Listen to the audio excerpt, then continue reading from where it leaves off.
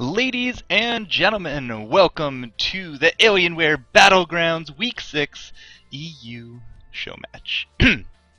Wow, sorry. Got myself a little bit of water here. Alright, so we are here in Alienware Week 6, the EU tournament. We are now settled on EU West, waiting to get this game rolling for you guys. Quick correction, however, it is not the data extrapolators. That is my fault. I misread the teams. It is actually nuBreed versus not your average nobodies. Which, if you think about it, their acronym creates Nyan, like the Nyan cat. Na na na na na na na na na. Yeah, that Nan cat. That one. Woo. I'm the FourCourtJester, and with me today is going to be Rapid Casting. How you doing, bud? Not bad. I've been having an absolutely amazing morning. Getting ready to cast some League of Legends here for the Alienware Arena Battlegrounds. So looks like both teams are successfully in the room. We got all nuBreed tags over here, so that's looking kind of impressive, and getting ready for some awesome League of Legends. Yep, if you take a quick look at the top ratings on both teams, you might notice a little bit of a disparity. Maybe. Small, yet large. Small yet large. Artfully put, Mr. Rabbit. How you been? It's been about 7 days or so. We did the week 5 last week. I do have a replay for our NA, because that was fun times. Yeah, I'm gonna let you be tactful about that one, but that was definitely an experience. But thankfully, the servers are a little bit nicer this time around. Hopefully, don't want to jinx anything, but here we go. We are into the game between Nyan and nuBreed. What did Nyan stand for? It was like not your average nobodies, if I'm correct. Yes, not your average nobodies, aka the Nyan cat, and they're going to be representing Team Purple here. But the game has started, so we're going to be seeing some picks and bans come out. nuBreed, not a team I've actually heard of, but it is, impressive that they got all their normal tags, which kind of tells me that, especially looking at their ratings, that there may be a semi-pro or amateur team looking to get a little bit bigger in the EU scene. Yeah, I think it'll be interesting to see them here, and then possibly even other places as well if they, do really well here and decide to go ahead and progress their League of Legends careers elsewhere. So, they'll have to get through this game in order to do that. So we'll see how they do against Nyan. They have some pretty interesting names here. I'm sure we'll get to introduce them a little bit later on. But as far as the picks and bans are concerned, we have an Ezreal ban, most popular AD carry nowadays. And on the other side, for Nyan, we actually have an Ahri ban. And I don't know, I haven't seen Ahri banned out that much. But combining that against the Orianna ban coming out from nuBreed, just a lot of mid characters. And then finally, Nyan recognizes they're the second picks and go ahead and take out Rengar. So a really smart ban there. Yeah, we saw the power of the solo top Rengar just last week. It's like, Rengar nerfed. Oh, that was a good joke. Yeah, nerfed. Oh, they got us good that time, didn't they, Rapid? No, Rengar was supremely powerful as of last week. Don't believe it for a second. Exactly right. But Ahri as a ban, I mean, I'm going through the nuBreed looking to see if Ahri's a top played on any of them, but I haven't found it yet, so maybe it's just a hero. 78% win rate on the God one. Of course, it's the last person I do check out. So, it's all about homework in these games. You got to ban out what's most useful against your opponent. So an Ahri ban does not make, it's really a kind of a standard thing if you think about it. They looked at their opponent and said, oh, they have a lot of games with Ahri. Let's make sure they don't get that, and then they ban it. So yeah, mystery solved, not a problem. Lisa and Malphite, they're adding to the ban pool here, and first pick Shen. Yeah, really, really strong first pick. I mean, that more indicative of the metagame, 3 or 4 months ago, just Shen really, really strong at split pushing and has great 1v1 matchups, so you really can put him in there. Then he just teleports to your team and you're like, oh, wait, 4v5, send anybody to deal with him. He is going to be countered out by an early Nautilus Corki pick, and both really strong in their own right. Although Nautilus has been starting to kind of fall off recently just because there are a lot of other junglers that get stronger faster than he does. And even though he has a lot of CC and teamfight capability and really strong ganks as well, if you find him, he kind of doesn't start to get his super tankiness until around the mid game. So he's a little bit weaker earlier on. So we'll have to see if Super Ownage 21 here can keep himself safe against what could be either a jungle Shen or possibly a jungle Alistar. And if you recall my moanings and groanings last time when Alistar was left open, looks like we have that this time around as well. There is a good reason that both Ezreal and Alistar are in and amongst the 90% pick or ban region. They're just such ridiculously good champions. They offer a lot to the respective roles that they both do play. Now, at the same time, I was looking at the Super Onage 21 pick, and as a note for anyone listening, we have turned on the summoner blockers, so don't go anything crazy. It's all good. But you know, I was just thinking, Nautilus used to be the bee's knees. He used to be the pick for a long time after he got introduced into League of Legends. You know, it's like the saying came out that he's like a blitzcrank. He's just better in every way. But you know, as time has gone on, I do gotta kind of agree with you. He just seems to have fallen off. It's good to see him picked up here. Interested to see if he'll actually hit that jungle or a supportalist. But you know, with a Janna on the table, probably that jungle. Well, I was just doing a little bit of research about nuBreed. They have a really great multi-gaming organization straight out of Germany, I believe it is. They got StarCraft teams, League of Legends teams, and they're really good at all of them. Really impressed by their StarCraft lineup, but we're here watching their League of Legends lineup, and it looks like their lineup for this game is going to be Shen, Alistar, Tristana, with possibly a Riven top lane. Now, Nian has not revealed their top laner. I guess you could theoretically put Nautilus up there, but well, we'll see what they choose to go up against what looks like to be a pretty solid Riven pick here. Yeah, laning Nautilus by himself, we don't really see a lot of that, but anything is possible here in the Alienware Battlegrounds. At the same time, we does look like we have Vlad now picked up for God 1, and you know, Vlad, again, another great top laner, great mid. Riven will be selected for Munich, so he should probably be that top lane. At the same time, I'm looking at this and like, so who's support? And who's jungle? You gotta know, probably this would tend towards a Shen jungle with an Alistar support. Because Alistar Tristana is just really sort of a bounce house, wombo combos everywhere. But I'm looking over to the purple team, and you get a little bit more of a traditional lineup. However, we'll be seeing the benefit of an AP Kog'Maw. Not something you get to see it traditionally, but super strong. I mean, the only thing that carries harder than an AD Kog'Maw late game is an AP Kog'Maw, so we'll see. I'm looking at a Kale now, and like last time I saw a Kale in that top lane, you know, it's been a while. Of course, could be support. We could see a mid Janna. Who knows these days? But Argo Vargo on a Corki. We've seen the Korean style Corki solo top to try to counter a lot of this, and you know, with that supportalist, jungle Nautilus, laneless, you know, it could be anybody's game. At this point, though, I think that, you know, if we are going to be going more of a standard, it's exactly as you say, and we're just waiting for the last few seconds here to tick down before we can actually reveal where all those summoner spells are located. Yeah, a lot of top teams actually switch their team members at the very last second just to keep people guessing, but as we are now into the 3-minute spectator delay, looks like everybody locked in. We will have a jungle Nautilus versus a jungle Shen, and then everybody else traditionally where you'd expect them. Alright, so let's take a quick look at Super Onage. He's going to be that Nautilus in the jungle, and what runes is he going to be rocking? He does have the movement quints up, the 1.39, so I believe those are the fastest ones you can get. Quintessence of the Speedy Spectre? No, these are Halloween quints. Either way, 4% move speed to him, magic resist, attack speed, and armor. Now, at the same time, Mastery is pure defense. Well, 21.9 gets himself that runic affinity as well, but attack speed on Nautilus.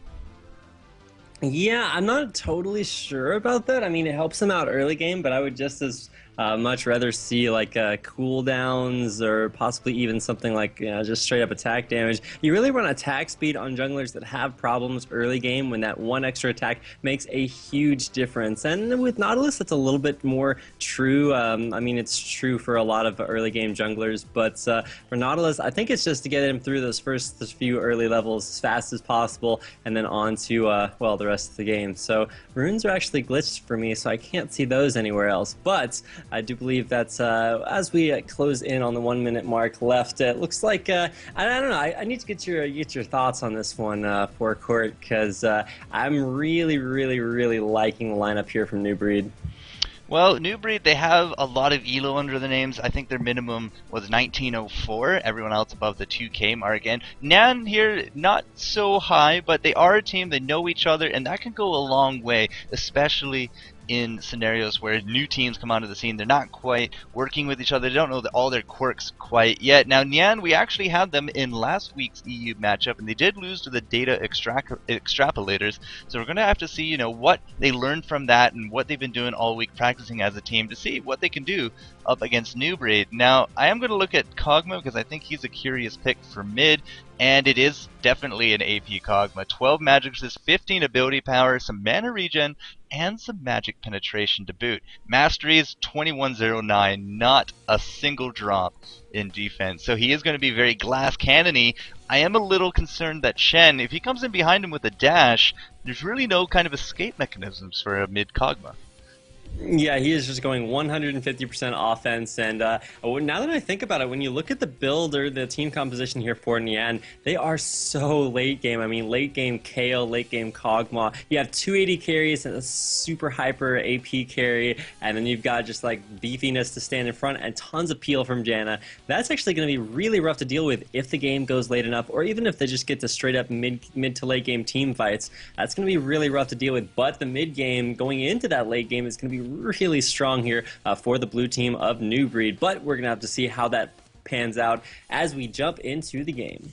Alright, so guys, reminder, we are on EU West Alienware Battlegrounds, or Alienware Arena, Week 6, and this is not your average nobodies versus nuBreed. It is a best of one. You only get the one matchup per week leading up to the finals. Everyone accrue points. We play finals at the end of the season, and then we rinse repeat every 2 months. Not a bad way to get yourself a lot of practice. You get into the competitive mindset, and at the same time, it's all about the experience. I mean, Team Solo Mid, Counter Logic Gaming, they didn't become big overnight. They played and they practiced and they practiced, and they know this game inside and out, which is why they're amongst the top teams in the world. Yeah, and before you guys think, hey, well, you know, it's just a bunch of really bad teams that play one another, nuBreed looking really strong. Like you said, lowest elo 1904. Definitely have a really, really strong showing here today, and I'm having a little bit of that slow loading time that we experienced last time, FourCourt. I have the same. I'm just waiting for it to tick on down and launch the actual game, but you know, is a lot of stress on the servers right now. There's some big events going on this week, and I do believe League of Legends had some emergency maintenance yesterday on EU, so I'm hoping that that doesn't kick into here as well. But you know, with patience come great rewards, and we will just be patient here. Yeah, well, hopefully the great reward is a great game, and yeah, at least we know there's a light at the end of the tunnel. The game will be coming back. It just takes a little bit longer to get there, so at least we know that it's not going to be quite as bad as our NA match from last week. It will launch. It will launch. If I keep chanting it, it will happen. Just have to recite to yourself the prayer of I think that there's a general odd one prayer that I saw on Reddit earlier on today. It was pretty awesome. I enjoyed reading that one to myself, but definitely need to get the game underway because that's what we're all waiting for. I guess this just heightens the anticipation of everybody watching the Alienware Arena Battlegrounds between nuBreed and Nyan. I just can't wait. I'm looking at the wait, I got both captains on my friends list here. One's been in game for 2 minutes, the other for 7. Unsure really what to make of that. That seems like it. Client. Huzzah! Are we in the game? I see a League of Legends logo, and we're loading. Yay! Congratulations, League of Legends client. You've pulled through once again.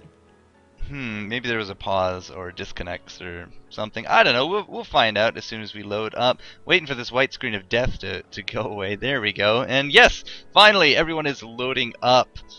Once again, nuBreed going to be your blue team. On your right-hand side, on purple, is going to be not your average nobodies, or Nyan, like the Nyan cats. All right, and as far as the Shen War, the Shen War is won by nuBreed already, but the Skin War, they have Battle Bunny Riven, Longhorn Alistar, Firefighter Tristan, and Bloodlord Vladimir for 2 legendary skins. That's pretty strong going up against Judgment Kale, which you get for free.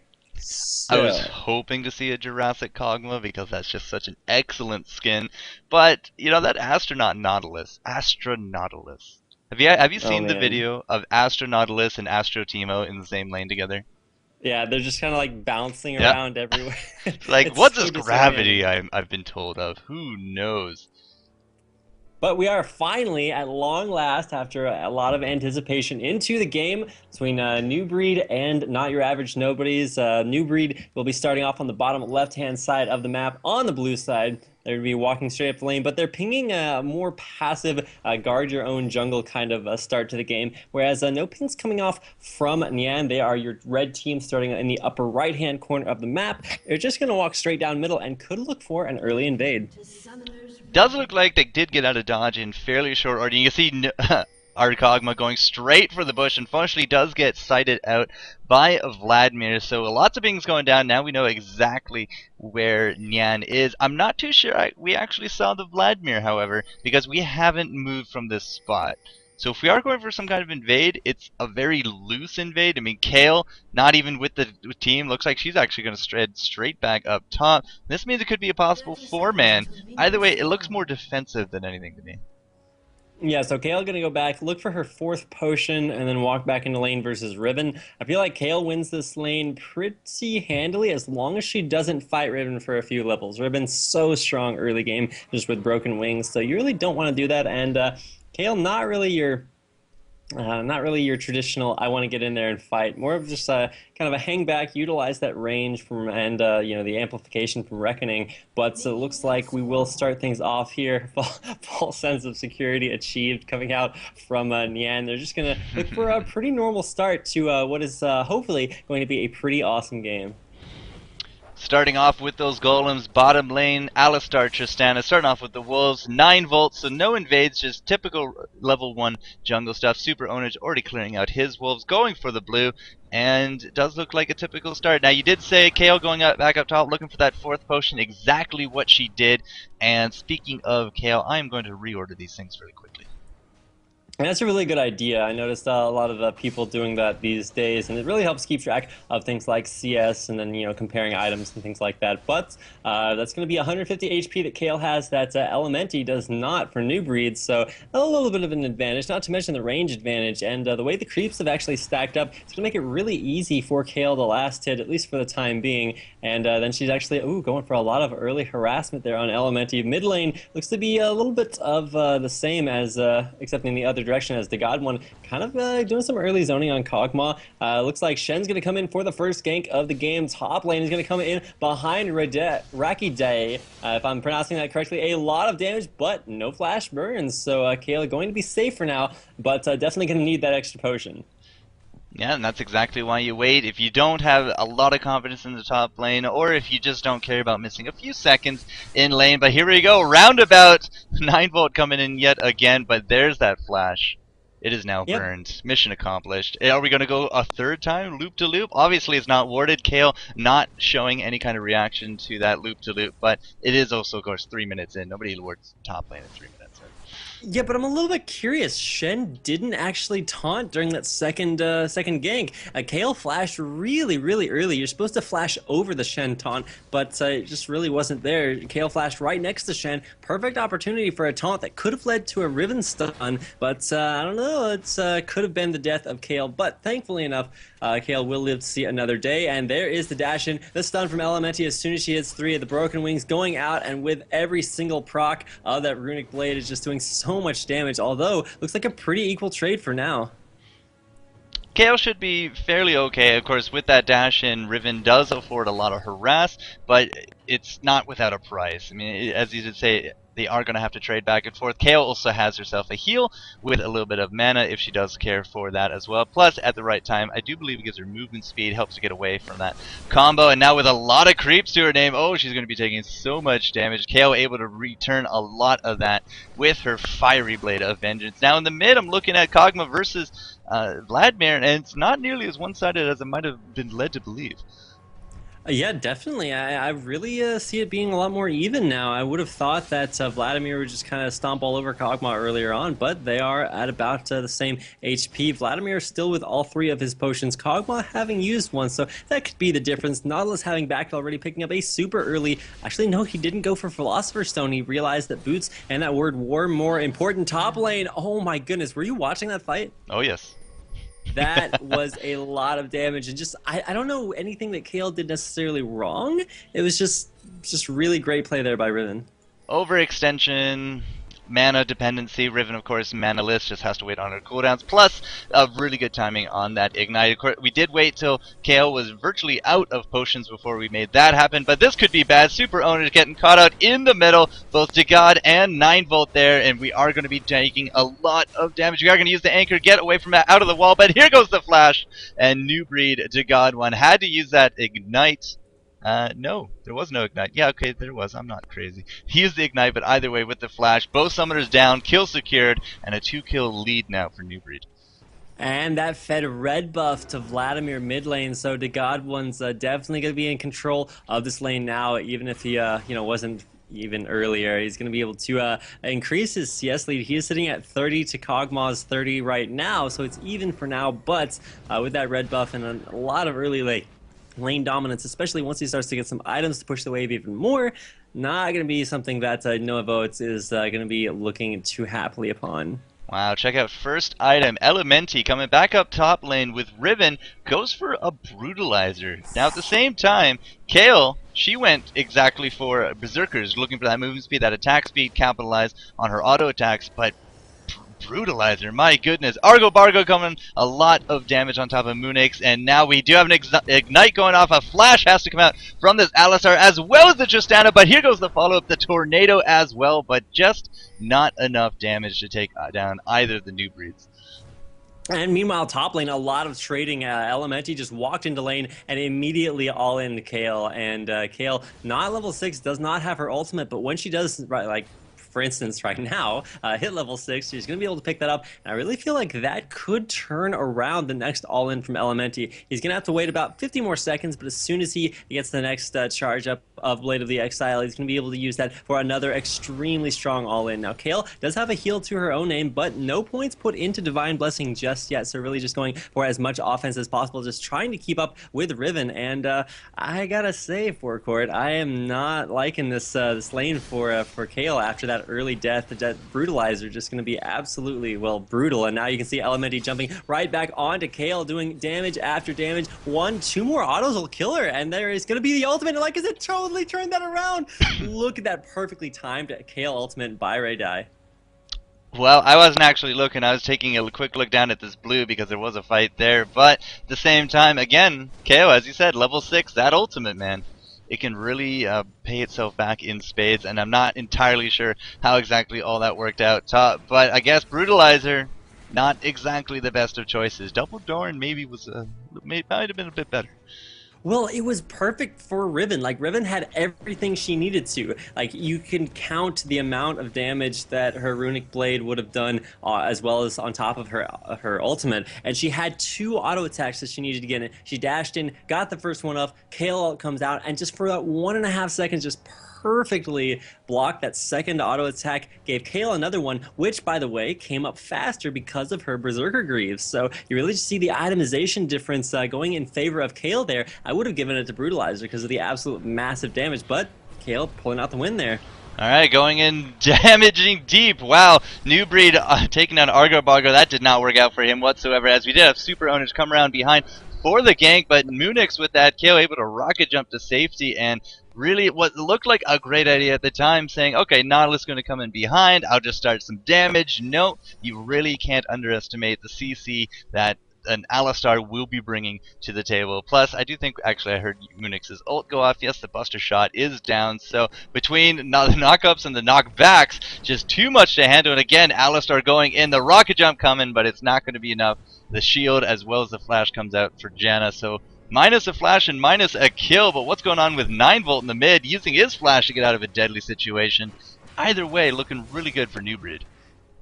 Yeah, I mean, they've got really strong lanes in basically every lane, and the thing that's so remarkable about this is that even though Nian is having a little bit of a rough time in all of their lanes, Rakidae coming back to top lane and able to win that lane back against somebody who who went a snowball item. Like but you could, like you mentioned, go Doran's Blades for a really safe laning phase, but no, Elementi just bought Brutalizer, said I'm going to kill you as hard as I possibly can, and Rakiday just says no, turns it around, and in fact is now turning things around on Elementi, getting auto attack on after auto attack, and things definitely looking a little bit more even than they did a few moments earlier. 1 Duran's for Elementi, 2 for Rakiday, and here comes in the gank from Nautilus. Super Ownage actually taking a lot of damage. There is the Shuttle as well as the Kale ultimate, getting Ownage out of there alive, but Rakiday getting hit by the Shen taunt, forcing the flash out. There is the Nautilus ult to prevent Sonic Slash's use, and wow, once again, Kale coming out absolutely huge.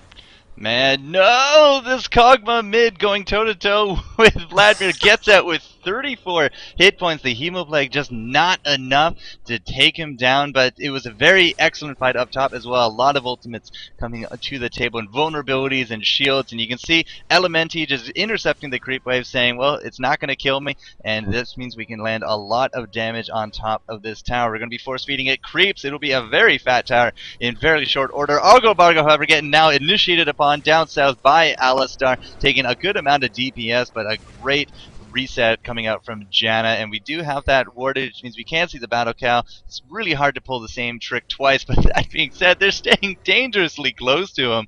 I don't know if they want to try to take him out or not, but, you know, again, looking at items, Tristana, the double Dorns came out, whereas we did have that Phage first item Corki. Yeah, so Corki's going to go Phage first, and I feel like that's almost the same as Double Doors, but here is the damage coming out onto the Weeno, dropping down dangerously low, and with the Ignite, able to pick up the kill. The jump comes out once again, countered perfectly by the Valkyrie out of Argle Bargle. He's going to stay alive, at least for the time being. Alistar a little bit low on mana, so may not be able to do the combo necessary to kill off Corki. He's forced to back way off the turret as a lot of pressure going down mid lane. Both junglers there to support their respective mid laners. A lot of damage coming down by Noah. Wow, that was a lot of damage. A lot faster than I'm used to seeing it, because, I mean, he has 26 AP. No offensive items bought just yet for Kog'Maw. Alright, going all in this top lane. Rack not looking so good, but is she going to be able to take... Yes, she will. She'll be able to take the kill with her to the grave. Kale traded out for Riven, and Riven burning the flash actually did bait out the invulnerability from Kale a little bit earlier, which is exactly why she was able to go so aggressive. She knew the invulnerability was down. She knew she could get the kill. She got killed in the process, but either way, 2 for 2, both laners in that top. The big difference, however, is that Riven's sitting at plus 30 creeps over top of Kale. Yeah, and that is absolutely going to be massive going into the mid game. What are the item differentials going to come out? It looks like Kale is still sitting on standard 80 carry items, whereas that Brutalizer and now Mercury Tread's going to block a lot of the magic damage coming out from Righteous Fury on Kale. And I don't know. I mean, Elementi's looking really, really good right now. Corki in the bottom lane forced to farm with his ultimate. He's going to go Sheen next, so he's just going straight up for that early game Trinity Force, or at least as fast as humanly possible. Not going for anything like a BF sword yet, and I definitely think that is what we will see out of Moonix. He's farming up for that. You can see his gold right now sitting at about 1337, so could pick up a Brutalizer most likely. Gonna go for that BF sword, which means he's gonna need to stay in lane a little bit longer. Now 9-Volt sneaking up in the bottom brushes. Shh. Oh, no, looks like Kog'Maw actually baiting things out here. The Hemoplague goes down, and Godwin's forced to run away from the Nautilus ultimate. Gets pulled in there. Godwin going to go down. Now Moonix going to jump in right on top of Argle Bargle, who drops as much damage as he can, but eventually does go down. Novo dropping down excellent Void Use to pretty much slow the entire enemy team from nuBreed. So, I don't know, really great plays there by Kog'Maw, but it kind of turned around on him. Well, I did see that sneak up there by the 9-Volt, looking for that lane gank, but we did have a ward in the bushes that he did sneak on through, so it wasn't going to be too much of a surprise that they were going to go aggressive in that bottom lane. But what they didn't know, and what nuBreed didn't know, is that we had 2 people waiting for the Godwin to come in for that from behind. At the same time, top lane Elementi able to take down the turret. Invulnerability coming out here for Kale, trying to go toe-to-toe, and yes, that invulnerability will negate enough damage to make it worth her time. But at the same point, we have now lost that top lane tower. First tower of the game going to nuBreed. A little bit of global gold, always appreciated, especially on your supports. And, you know, we are still in the gold lead for nuBreed. And look at that, bottom lane going down pretty much straight after.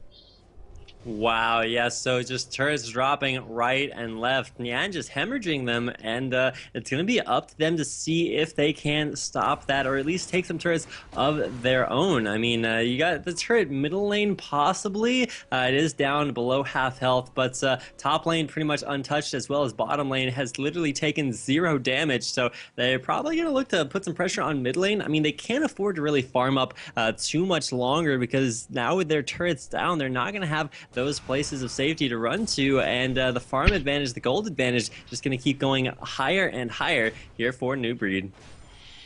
Well, when you get ahead, you're trying to get more ahead. It is a good idea, though, that we do have blue on our Kog'Maw, so we did notice that. We got red now coming out for our Nautilus, so always good to keep your objectives in your objectives. Now, this is something we've been seeing nuBreed do more and more. They have been invading this blue, looking for that timing, and it does look like Kog'Maw, you know, his timing is fairly good. Crest of the Ancient Golem still a little under a quarter left, but this has been something, again, nuBreed has been now doing at least third time coming to this blue buff. And you know, they are trying to keep those objectives away from their opponents. At a score of 7-4, any advantage that they can get is obviously going to be well worth it. You can see the artillery going out, trying to spot out these enemies. And so many wards in this jungle, Rapid. Yeah, man, it is like light up the night down here, because there's nothing that they cannot see. Just hitting V really reveals exactly how powerful this ward coverage is from both teams, really. But ultimately, it is going to be the ward coverage for nuBreed that is going to allow them a pretty safe dragon here. It is taken there down by Shen, so 9volt going to be able to do that. Now we're looking for the counter initiate. Super Onage, is he going to be fast enough to get out of here? The stun goes down. The Weeno pops his own ult for a little bit of disengagement. He's going to go down almost immediately. The Onage following shortly thereafter. Look at how much damage nuBreed is dishing out here. Just turns around and dishes out massive pain, but not enough, as that was a 2-for-0 exchange there in favor of nuBreed. Wow, I think we actually hit about 10 hit points on Munix before we got off that clutch heal from Alistar, but not enough to take him down. Unfortunate, as a 2-0 exchange, plus the tower exchange on top of the blue dragon. So again, when you get ahead, you get more ahead. 5,000 gold difference and climbing. nuBreed still looking fairly strong. Now, something to note there, it was 5 versus 4 in that mid. It was Kale pushing down that top that entire fight.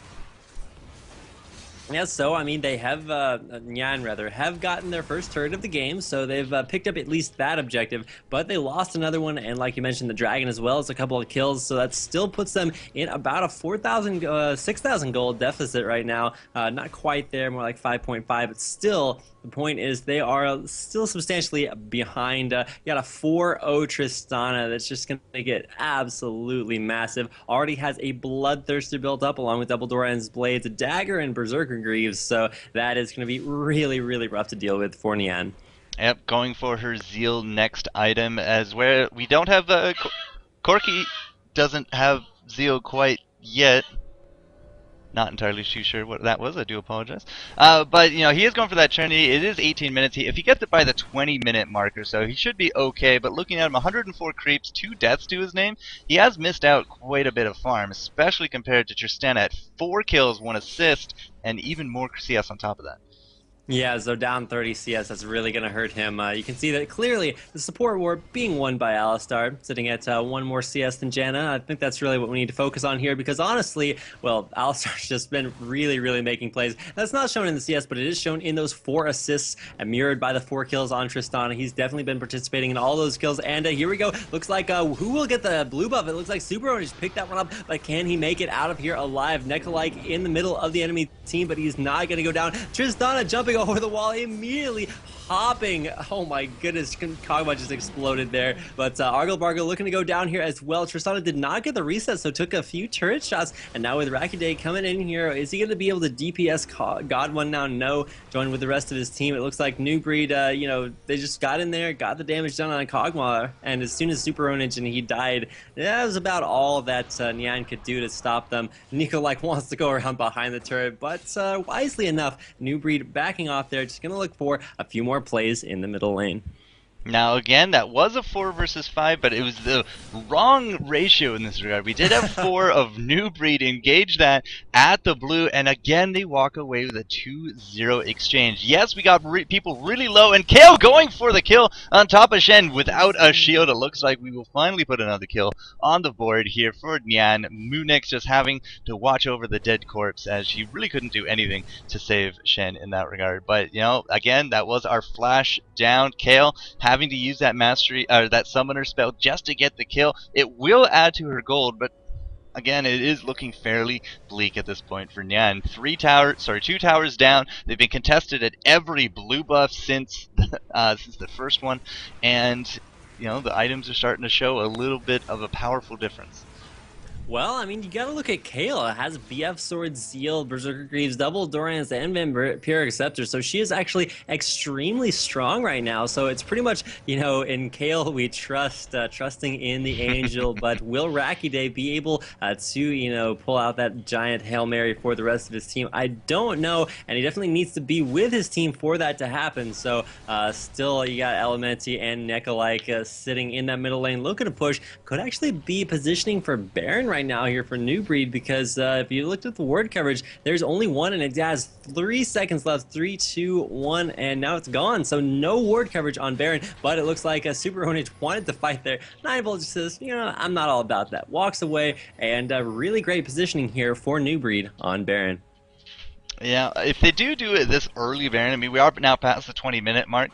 Baron, of course, spawning at 15, but anything above or before the 25-minute mark is really considered kind of early. But if they do go for it, they're going to have to make something happen in terms of the aggression. They're going to have to try to get another 2-0 or even just 1-0 exchange, and gotta say, relatively healthy if they do want to take it down. That being said, it looks like they're going to disregard all of that, and they are going to try to go all in on it right now. And as you were saying, ward coverage, not there. This could be a very critical mistake for Nyan, as they absolutely have no idea, not even an inkling, saying, hey, they're not on our maps. Could they be at Baron? Nah, it's 21 minutes in. Who knows? Oops. There he goes. And there we go. Yeah, so Pink's on to Kale. They saw her walk over a ward. There's the Kog'Maw ultimate just to check things out. And yeah, Corki actually not there as well. So he was a little bit MIA. And when you see the 80 carry bottom, you're like, we have some pretty good odds here. And well, they were able to pick up that Baron. So nuBreed looking extremely strong, 11-5 with a 2-turret advantage and, oh wait, a Baron buff. So they're slightly powerful. I feel like if this is the way the game started out every single time, they would be possibly imbalanced, but I know that's kind of the position you want to be in as a team here in League of Legends, and Elementi kind of zoning the entire enemy team for Nyan for the time being. Now it's the God One zoning them all out as Riven looks to be progressing up to top 1. Wow! That cannon. That cannon. The glass artillery, Noviet. Or No Foot. I think it's actually pronounced No Foot. I remember that from last week.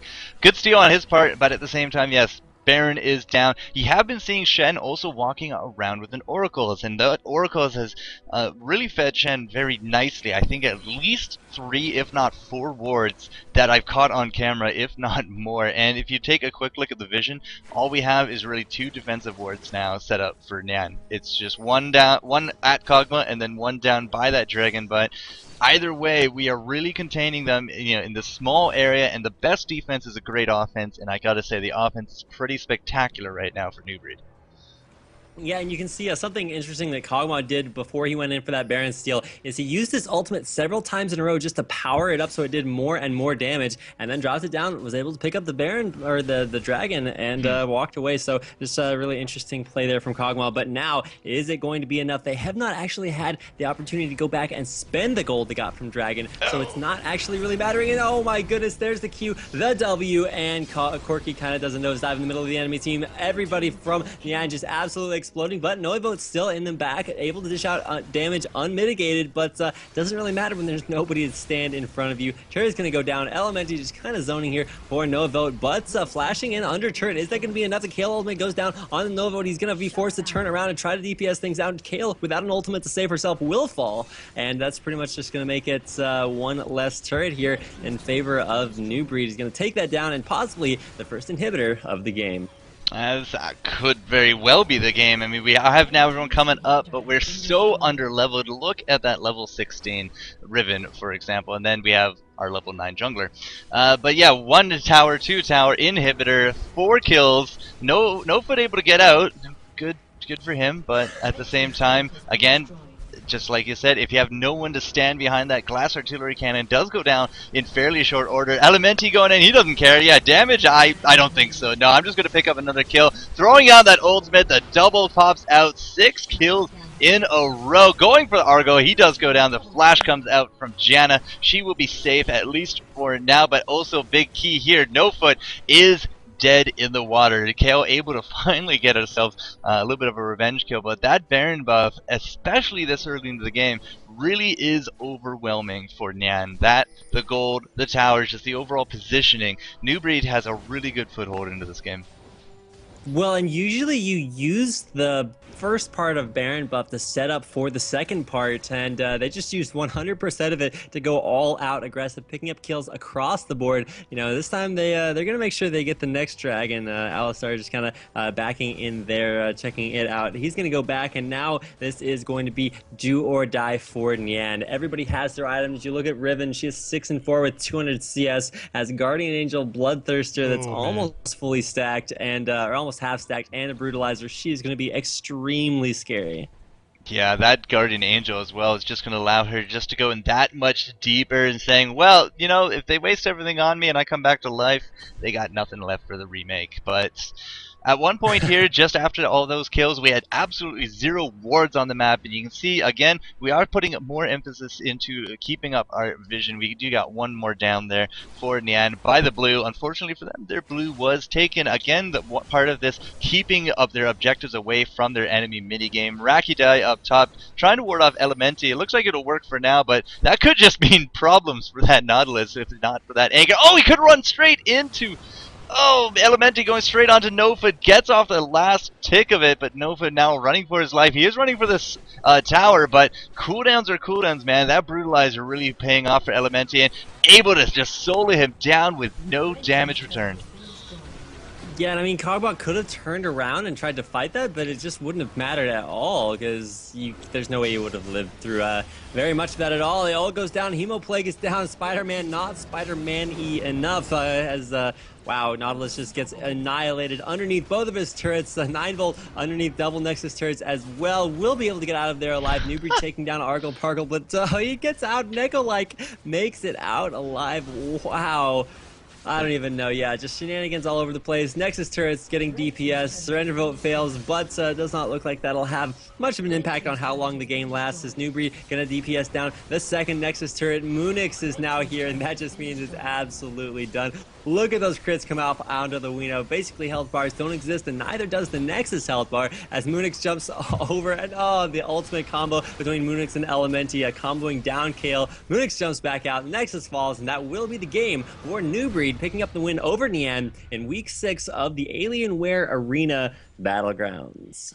23-7, very impressive score from nuBreed. Again, looking at all their individual elos, I don't think anybody was under that 1900 mark, so they're platinum, if not diamond players, and I gotta say, you know, Nyan, they gave it their best shot. Unfortunately for them, just nuBreed had a little bit more of a tighter game. I mean, looking at that Riven, 8-4, did a lot of trading, which is why we did get a lot of kills on top of Kale, which is why she looked so powerful. I mean, 5 of the 7 kills were just Kale, no assists, which means she soloed them all. She got all the kills, but at the same time, just looking at the rest of the distribution, I mean, 7-1, 6-0 on both our mid and our AD carry. We just couldn't match that on Nyan at 2-5 and 0-3. So... oh well.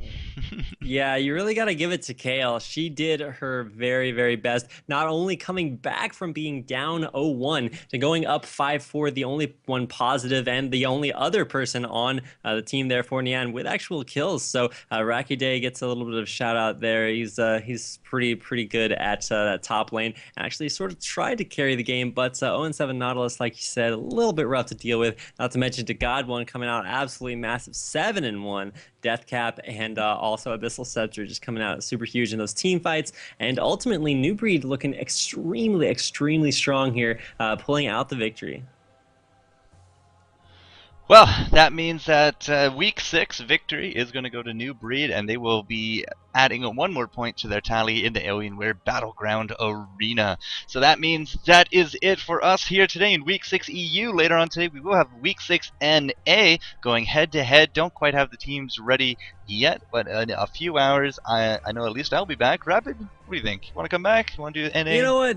I had a blast casting not only that last week, but this game is pretty good as well. So I will definitely come back and check things out with you a little bit later on. So anybody watching who wants to hear a little bit more of myself and FourCourtJester, tune in a little bit later on. We'll get the details out to you with times and teams, and definitely come back, check us out, and thanks for watching.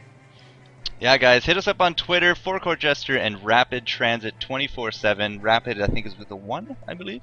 No, it's just straight up Rapid Transit 24/7 on Twitter. Check me out there, and FourCourtJester on basically every form of social media you can possibly find. Yep. And also his stream, which you should tune into a little bit later. Alright, so we'll get you guys those updates then. We'll see you soon for the Week 6 NA. And guys, enjoy the day. We'll see you later.